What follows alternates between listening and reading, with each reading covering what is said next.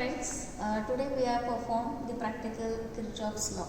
We know that Kirchhoff's voltage law and Kirchhoff's current law, already a theoretical part we have mentioned. So we are going to perform the experiment on kit. So this is the experimental kit.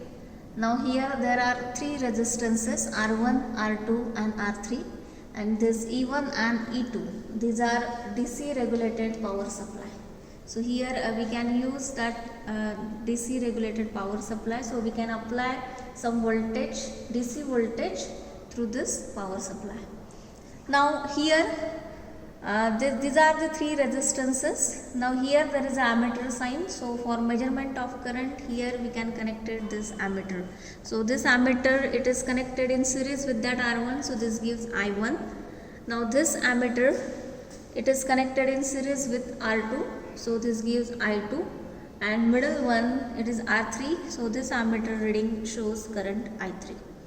Now when we apply the KCL at node X, this I1, I2, these are incoming currents, and I3, it is outgoing current when I apply KCL at X. So can I say I3 equals to I1 plus I2? So we can prove this. Then we can say that our Kirchhoff's current law is proved. So here I can apply E1 set as 6 volt and E2 I set as 8 volt. So you can measure the current. So E1, E2 I can apply. So measure the current I1. I1 it is 1 minute. I1 it is 0.13, I2 it is 0.25 and I3 it is 0.44.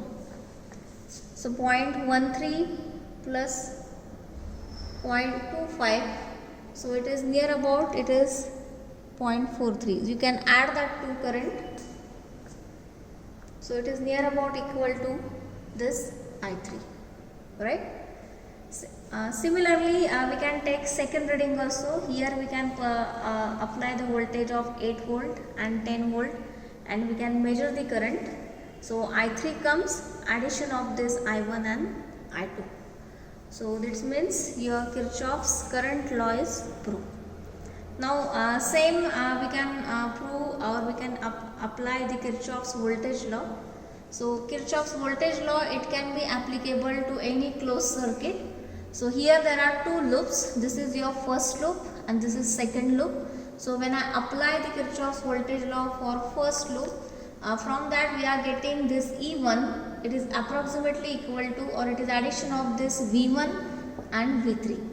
V1 voltage across that R1, that is V1, and voltage across R3, that is V3. So E1, it is equal to V1 and V3, or addition of that two voltage V1 and V3. And when I apply the KVL for this second loop, this after solving that equation, this E2 it is equal to R2 plus, sorry, V2 plus V3. So we can set the two voltages. We can measure the voltage V1, V2, V3 and check that E1 equals to addition of V1 and V3, and that E2 equals to addition of V2 and V3. So then we can say that our Kirchhoff's voltage law is proved. So here I can apply the voltage E1, it is 6 volt. I can take same voltage and I measure the voltage across R1.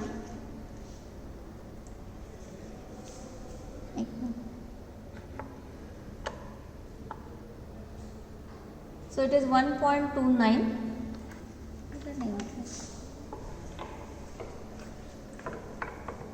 and V3 it is 4.6. So 1.29 and 4.6. So addition is near about 6 point something. Just a minute.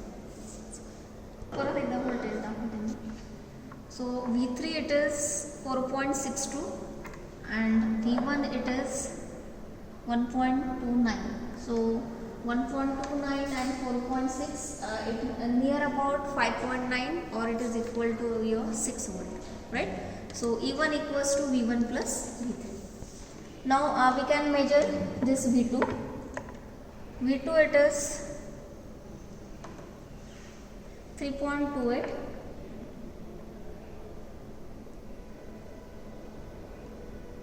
V2 it is 3.28 and V3 it is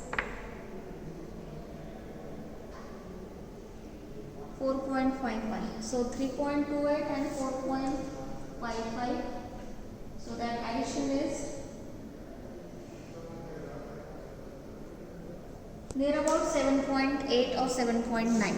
So it is approximately equal to 8 volt. So it is also proved that this E2 it is addition of V2 and V3. So by this way your Kirchhoff's current law and voltage law is proved.